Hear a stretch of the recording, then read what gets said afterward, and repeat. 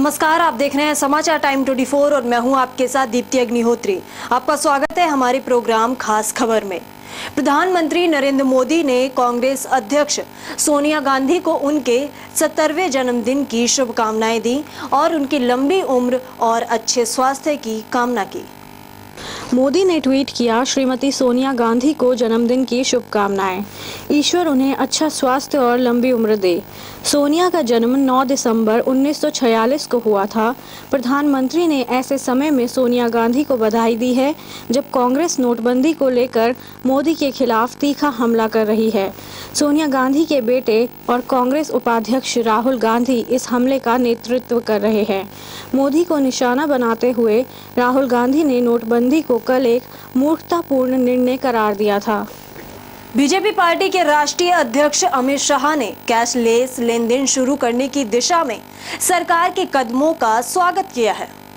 शाह ने कहा कि कैशलेस लेनदेन नोटबंदी के बाद काले धन को खत्म करने के दूरदर्शी प्रयासों और डिजिटल लेनदेन को बढ़ावा देने को दिखाता है। उन्होंने कहा, सरकार ने भ्रष्टाचार और काले धन को मिटाने के लिए नोटबंदी के बाद उठाए गए ठोस रणनीतिक कदमों से दूरदर्शिता प्रकट की है। उन्होंने कहा, हमारी सरकार द्वारा की गई घोषणाएं डिजिटल लेनदेन और कैशलेस अर्थव्यवस्था को बढ़ावा देने में काफ़ी आगे जाएंगी। कैशलेस लेनदेन से सहूलियत बढ़ेगी।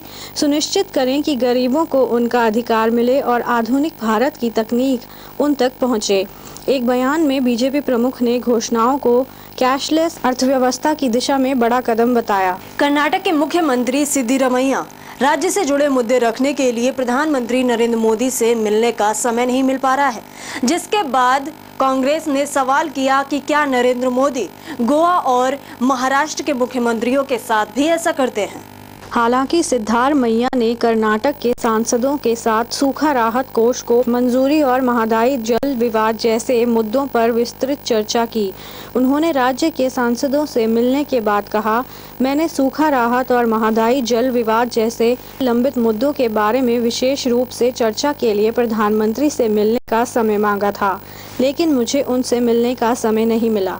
आम आदमी पार्टी के सांसद भगवंत मान द्वारा संसद परिसर की वीडियोग्राफी करने के मुद्दे पर जांच कर रही लोकसभा समिति ने गुरुवार को अपनी रिपोर्ट सदन में सौंप दी। लोकसभा स्पीकर की रिपोर्ट पर सदन का अनुमोदन लेने के लिए शुक्रवार को प्रस्ताव लाएंगी। समिति ने लोकसभा में पेश अपनी रिपोर्ट में कहा है कि संसद सदस्य भगवंत मान का आचरण अत्यधिक आपत्तिजनक है, जो दर्शाता है कि वह आधारभूत ज्ञान और शिष्टाचार और पद के उत्तरदायित्वों के प्रति अनभिज्ञ हैं। समिति ने आम आदमी पार्टी के सांसद मान को वर्तमान शीतकाल की शेष अवधि के लिए निलंबित किए जाने की सिफारिश की है। बीजेपी सांसद किरीट सौम्या इस समिति के अध्यक्ष हैं। नोटबंदी के बाद काला कैश मिलने का सिलसिला रुक नहीं रहा है। रोज देश भर में लाखों करोड़ों का कैश बरामद हो रहा है। मध्य प्रदेश में तो 43 लाख रुपए की करेंसी के साथ एक अभिनेता को पकड़ा गया है। ये अभिनेता क्राइम पेट्रोल सीरियल समेत कई फिल्मों में भी दिख चुका है। गुजरात में भी नोटों की बड़ी खेप पकड़ी गई है। 2000 के नए नोटों के बंडल जिस शख्स के पास से बरामद किए गए हैं, उसका नाम है राहुल चेलानी। राहुल क्राइम पेट्रोल जैसे टीवी सीरियल के साथ साथ कुछ फिल्मों में भी छोटे मोटे रोल कर चुके हैं, लेकिन होशंगाबाद पुलिस ने उन्हें उस समय हिरासत में ले लिया जब वो इटारसी से एक इनोवा गाड़ी में होशंगाबाद आ रहे थे। वक्त तो चला है छोटे से ब्रेक का। ब्रेक के बाद भी खबरों का सिलसिला जारी है। देखते रहिए समाचार टाइम 24।